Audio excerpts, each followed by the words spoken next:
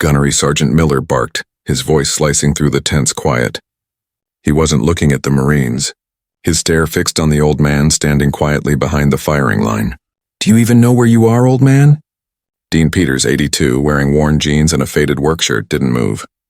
He cradled a long, cloth-wrapped object in his hand, standing relaxed but alert. His eyes missed nothing. He watched the range flags, each one telling its own story, a confusing pattern the young Marine's advanced gear couldn't read. "This is an active live-fire range for force reconnaissance snipers," Miller said, stepping closer.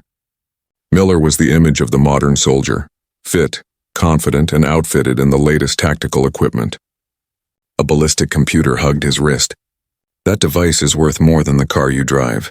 Civilians aren't allowed. You need to leave." Dean's gaze shifted from the windswept landscape back to the gunnery sergeant, his pale blue eyes steady as a winter sky, absorbed Miller's aggression without returning it.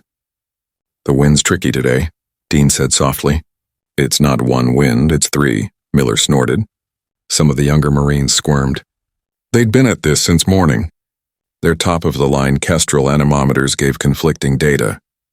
Their ballistic solvers produced firing solutions that failed again and again. The target, a small steel silhouette more than 1,700 yards out, might as well have been on the moon. The exercise was meant to stretch them, to recreate the impossible shots needed in Afghanistan's mountains or Iraq's deserts. Right now, the impossible was winning. 3 wins, huh? Miller mocked, folding his arms. "Look, Pops, thanks for the folklore, but we have equipment for that. We're tracking Coriolis effect, spin drift, and barometric shifts every 5 minutes. It's not the same as holding up a wet finger." Dean gave a small, non-hostile shrug. "That computer of yours can't see the thermal updraft off those rocks at 1,000 yards, and it can't feel the downdraft from that ravine on the left. The flag by the target is lying. It shows left to right, but the valley funnels a current the other way just in front of it. You're solving one problem, but the bullet has to pass through 3. A lance corporal named Evans lowered his spotting scope. He'd watched the mirage boil and shift all morning. What Dean said made a strange kind of sense. Still, he wouldn't speak up, and not against Gunny Miller. Miller's face hardened. His pride was wounded. This old groundskeeper, the man he'd seen mowing grass near the barracks, was lecturing him on long-range shooting. "And I suppose you could do better?" He shot back, sarcasm sharp in his tone, indicating the cloth-wrapped object in Dean's hands. "What do you have there, anyway?" "Grandpa's squirrel rifle." Deliberately and methodically, Dean began to unwrap the object. It was not a modern tactical weapon with carbon fiber and an adjustable chassis. It was wood and steel. The walnut stock was darkened by age and linseed oil, scarred and dented in ways that showed long service. The action was a classic bolt design, and the scope on top was plain. None of the complex turrets or reticles the newer optics had. It was an M40, a rifle from another time, a relic. The snipers watched. That rifle was the stuff of legend, something they'd only seen in museums or old Vietnam-era photos. Seeing one now, held by this old man, felt unreal. Miller gave a short, unbelieving laugh. "You can't be serious. You think that antique can even reach the target, much less hit it? That barrel's probably worn smooth." He jabbed a finger at a deep gouge near the bolt on the stock. "Look at this. It belongs in a museum. You'll hurt yourself." When Miller pointed at the battered wooden stock, the shimmering heat of the range dissolved for Dean. Everything shifted green and wet. He was no longer 82 but 19. The air was not dry and dusty. It was thick with the choking humidity of a Vietnamese jungle. Mud and rot filled his lungs. Rain fell in a steady warm drizzle, plastering his uniform to his skin. He lay on his stomach among ferns, utterly still, his heart a slow, steady drum. He held the same rifle, its walnut stock slick with water and mud. The gouge Miller mocked was fresh, a splinter from shrapnel when a mortar had landed too close minutes earlier. Through the simple scope, he watched a small clearing half a mile away. An enemy machine gunner was setting up, a position that could pin down a whole platoon of his comrades. His breathing was the only thing he could control. He exhaled partway and held at the crosshairs as they steadied. The wind, even under the triple canopy, lied. Currents swirled and shifted. He didn't need a flag. He read the rain's angle and the tremor of a single leaf. He squeezed the trigger. The memory closed on the muted thud of the suppressed shot, a sound swallowed by the jungle. Back on the range, the sun hammered down. Dean's gaze returned to Gunnery Sergeant Miller. His face was unchanged, but his presence felt steadier, heavier. He'd heard the taunts, but they didn't stick. The rifle wasn't a museum prop, and it was part of him. Lance Corporal Evans watched everything, uneasy. He respected the chain of command, but also his elders. Miller's obvious disrespect felt wrong. There was something else, too, a faint recognition. Evans had seen the old man around base for years. Quiet, reserved. Rumors from the armory's old hands hinted the groundskeeper had once been someone important. Miller, having turned his own range frustrations into anger, pushed on. "I am not going to ask again, sir. This is a restricted area. You're a civilian and a safety risk. Put that weapon down and step away from the firing line." Evans decided he needed to act. He couldn't confront Miller directly, so he made a call. Standing, he said, "Gunny, my spotting scope's reticle is swimming. I think the nitrogen seal failed from the heat. Permission to take it to the armory for repair?" Miller, irritated and distracted, waved him off. "Whatever. Get it fixed. We're not leaving until we hit that target." Evans grabbed his scope and moved away, heart racing. He didn't go to the repair shop. He ducked behind a row of Humvees, pulled out his phone and dialed the number he needed. The line rang twice before a gravelly voice answered. "Armory, Master Gunnery Sergeant Phillips speaking." Evans identified himself. "Master Guns, it's Lance Corporal Evans from Charlie Company." Phillips' tone was immediate and sharp. "Don't tell me you broke another $30,000 scope." Evans kept his voice low, glancing toward the firing line. "No, Master Guns. I'm at Whiskey Jack Range with Gunny Miller's team. You won't believe it, Gunny Miller's tearing into that quiet groundskeeper, the one with the limp." A pause on the other end. "That's him?" Phillips asked. Evans continued. "He brought an old M40 and the Gunny is about to have him arrested for trespassing." He named the man Dean Peters. Silence filled the line for 5 seconds. When Phillips spoke, his voice changed, urgent, stripped of his usual gruffness. "Son, Dean Peters is on that range right now?" "Yes, Master Guns." "Stay where you are, Evans. Under no circumstances let Gunny Miller touch him. Do whatever it takes. I'm making a call. Keep them there." The line went dead. Behind the Humvee, Evans felt a new dread, like he'd just pulled a grenade pin. At the Marine Raider Training Center, Colonel Marcus Hayes was in a budget meeting wishing for the simplicity of a firefight. His aide, a young captain, entered without waiting. "Sir, sorry to interrupt, but there's a priority call on your direct line from Master Gunnery Sergeant Phillips at the main armory. He said it's Whiskey Jack protocol." Hayes frowned. He'd never heard of a Whiskey Jack protocol, but he trusted Phillips, a man who knew more about the Corps than most. He took the call. As Hayes listened, his posture stiffened and his knuckles whitened on the receiver. The exchange on the other end was brief and sharp. "What? At Whiskey Jack Range with Gunny Miller's team. Who is there? Say the name again." There was a long pause. Shock crossed the colonel's face. "Are you certain?" He listened a moment longer, then slammed the phone down with a crack that startled the captain. The budget meeting was over. "Captain," Hayes ordered, voice low and firm, "get my vehicle now. Tell the base sergeant major to meet me at the front gate in 2 minutes.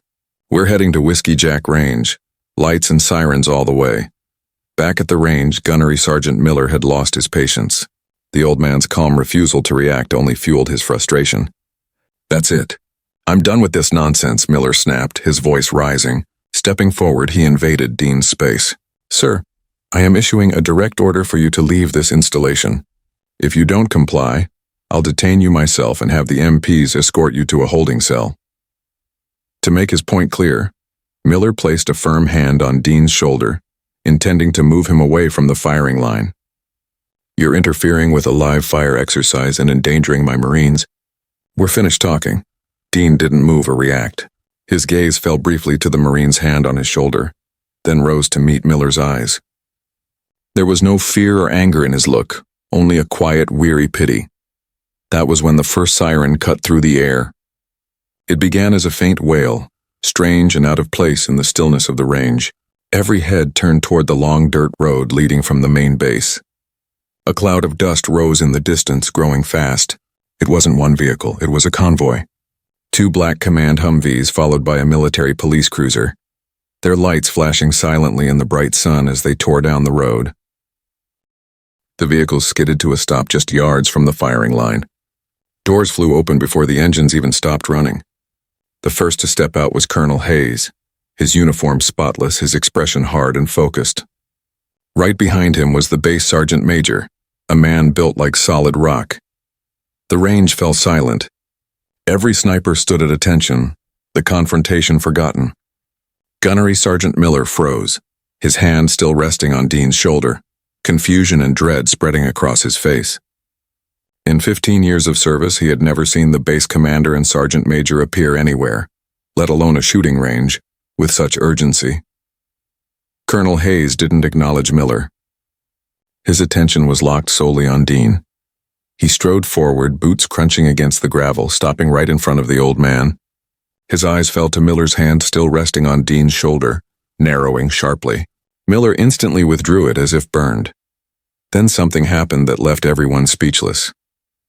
Colonel Hayes, the commanding officer of one of the Marine Corps' most elite training facilities, snapped into a flawless salute. His posture was rigid, his arm locked, his expression filled with unmistakable respect. "Mr. Peters," the colonel's voice carried firmly across the silent range. "Sir, I deeply apologize for the behavior of my Marines. There is no excuse for the disrespect you were shown today." A stunned silence swept through the line of young snipers. Gunnery Sergeant Miller stood frozen, his jaw slack, face pale. In less than half a minute, he had gone from being in full control to standing at the center of a colonel's fury, and he knew it.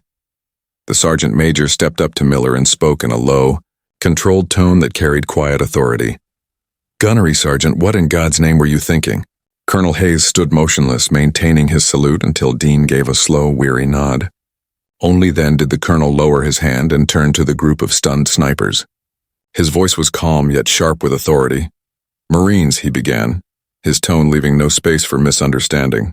"You've been failing this exercise all morning because you think the advanced technology attached to your rifles makes you marksmen. You've just been reminded that no amount of gear can replace skill and understanding, and in your frustration, your leader chose to show disrespect to a man whose boots he isn't worthy to shine." He gestured toward Dean. "For your education, let me introduce the man you've been mocking. This is Chief Warrant Officer 5 Dean Peters, retired. He's the man who literally wrote the Marine Corps doctrine on high angle and extreme crosswind shooting. The very techniques you've been struggling with today." The colonel's voice hardened. Back in Vietnam, our snipers didn't have fancy titles, but the enemy had a name for him: the Ghost of the A Shau Valley. Hayes's gaze swept across the young faces before him, each one frozen in disbelief. "Mr. Peters holds the third longest confirmed kill in Marine Corps history. A shot made during a monsoon, in winds that would make today feel like a breeze. And he achieved it with the same rifle your gunnery sergeant just called a relic." He turned to Dean. "Mr. Peters, sir, would you honor us by showing these Marines how it's done?" Dean nodded once. He walked to the firing line, not quickly but with calm precision, every movement purposeful. Lying down on the mat, he positioned himself behind the old M40. Instead of a bipod, he rested the rifle's fore-end on his weathered rucksack. He took a few moments to breathe, scanning the range in silence before speaking.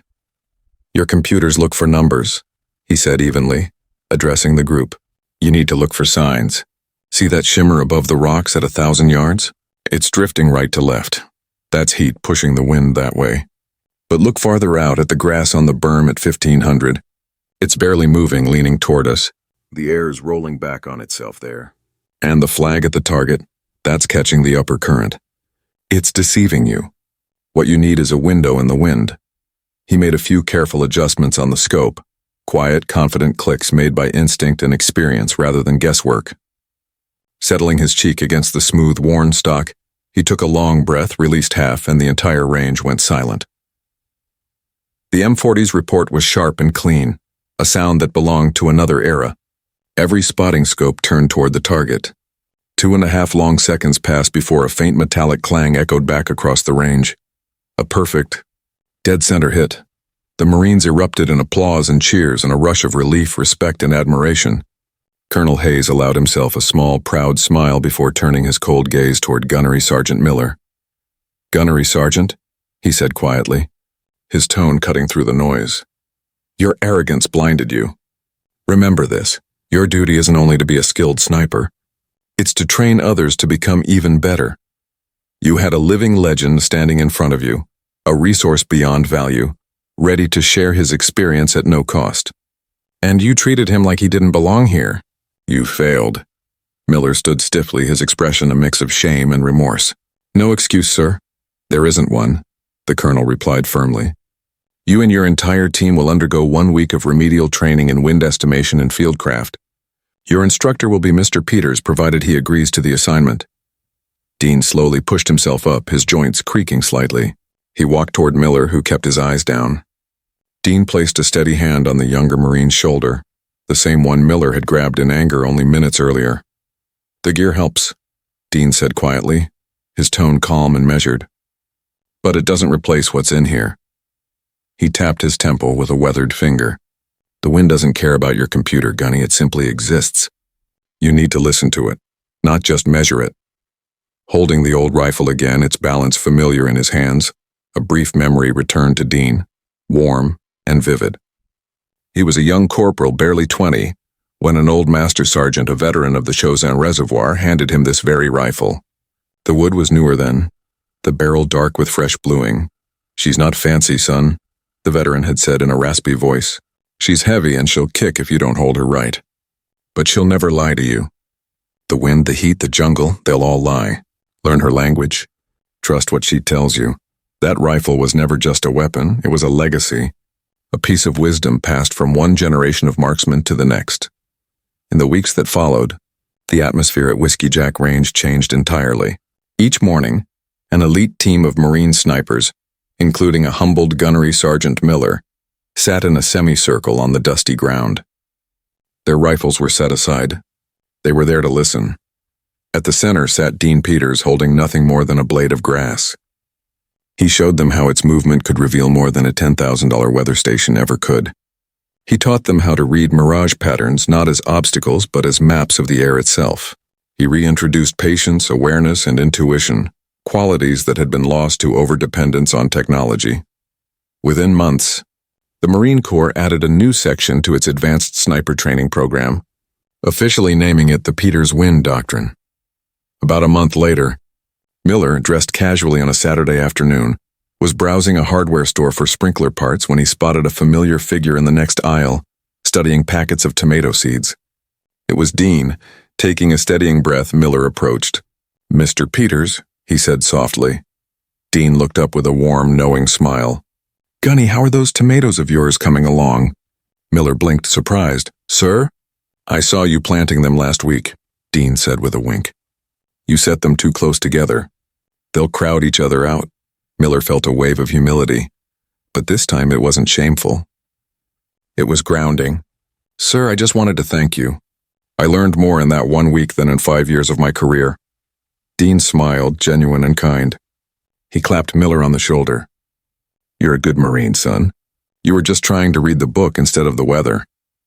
Holding up the seed packet, he added, "It's about paying attention to the small things." He turned to leave, then paused.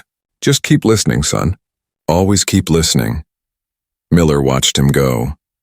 The quiet old man who had reminded a generation of warriors that the greatest weapon isn't the one you carry, but the wisdom you carry within. If Dean Peters' story of quiet strength and timeless insight inspired you, hit that like button, share this video with someone who needs to hear it, and subscribe to Veteran Valor for more stories of America's humble heroes.